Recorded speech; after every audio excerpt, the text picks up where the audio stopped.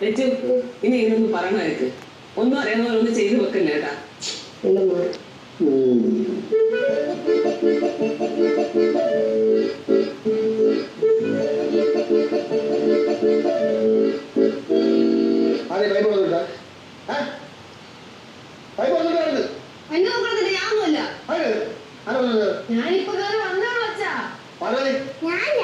പിന്നെ ആര് വന്നിട്ടുണ്ട്? അല്ല നമ്മളിപ്പോ ഇവിടെ വന്ന് കയറിയല്ലേ ഉള്ളൂ.